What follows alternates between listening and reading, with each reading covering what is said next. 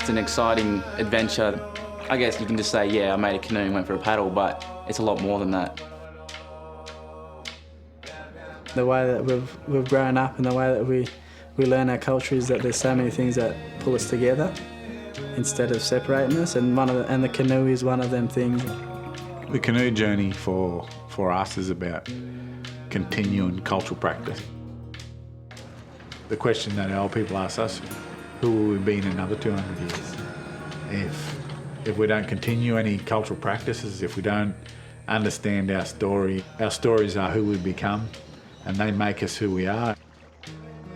Seized with this desire to try and touch the Indigenous history of the place that I lived, and I found a book by Robert Anderson.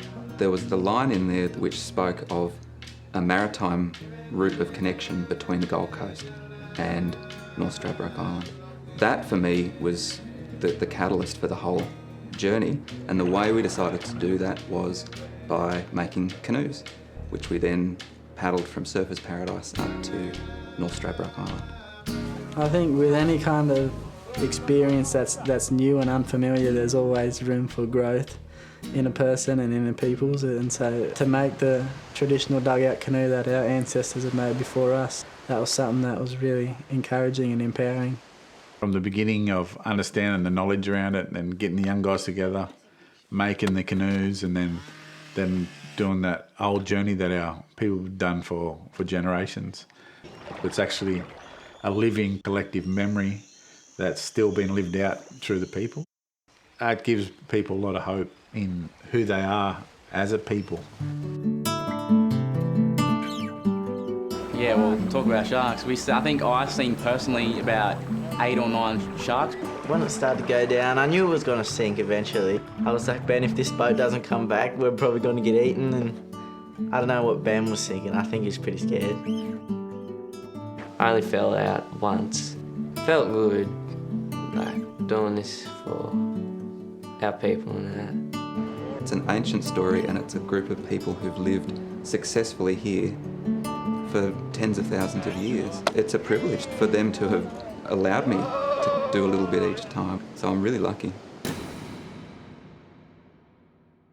I find you sort of just hit a rhythm and then you stop thinking too much and never think about how far you got to go. Isn't that right, Dave? I'm just hungry. It makes me feel happy and honoured to be an Aboriginal person, that these young fellas are still maintaining their culture and actually doing it and not saying it. It's beautiful. I would love to see this every year, this tradition being passed down.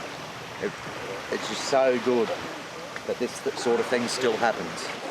We need to support our Indigenous brothers, and that'll make this nation great, because they have so much to share and we've got so much to gain together, and that's what this journey is all about.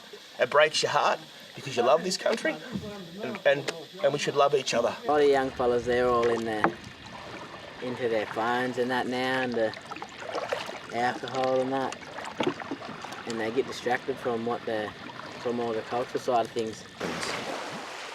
They told us a lot that they were proud of what we were doing, because we were keeping our culture alive and bringing it and teaching the kids and stuff nowadays, so we don't forget. The overwhelming feeling for the last few days has been feeling connected.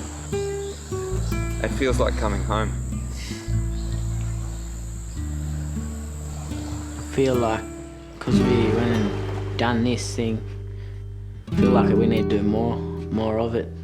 Not just the canoeing, but everything that our old fellas did, just carrying it all on. To be able to experience that as a white person, it's just amazing. It was just such a memorable moment for my life. You get that on camera? You know, we've got this special story, you know, behind all these buildings and right at our feet. That is bigger, and there's much more to it. In relationship to the rest of this nation, to be able to continue that practice and actually bring the rest of the nation into those stories, this is kind of a little bit of a microcosm of what can happen. There's a lot of lessons to be learned out of this journey, and there's lots in there that the broader community can take away from it. if they will Bundjalung and Yalangi, if they will listen and see.